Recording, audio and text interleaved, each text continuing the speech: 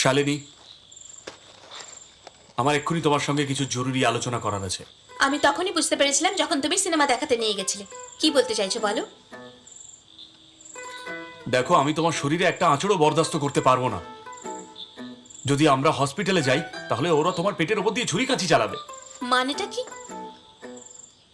আমাদের বাচ্চার জন্ম এই বাড়িতেই হবে। তুমি কি পাগল হয়ে গেছো নাকি? ফার্স্ট প্রেগন্যান্সির জন্য আমি চিন্তায় ভুগছি, আর তুমি বাড়িতে ডেলিভারি করতে চাও? শালিনী, বাচ্চা জন্ম দেওয়া একটা প্রসেস, এটা নিজের থেকেই হবে। এসব বাজে কথা। প্রসেস বলা খুব সহজ মনে হয় ছেলেদের। এই বিষয়ে তোমার জেদ একদম মেনে নেব না।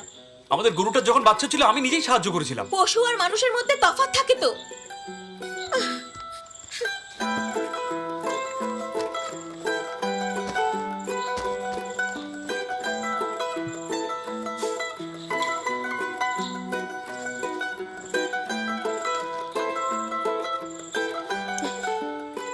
শালিনী, আমরা ডেলিভারির আগে সমস্ত প্রয়োজনীয় জিনিস রেডি রাখবো, ঠিক আছে? তোমার কি আমার উপর ভরসা নেই?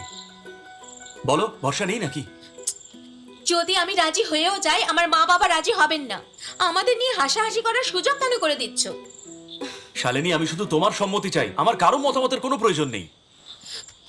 সুমন, এতদিন তোমার কোনো কথায় আমি কখনো না বলেছি, কিন্তু আমার বাচ্চার জীবন নিয়ে তোমায় খেলতে দেব না।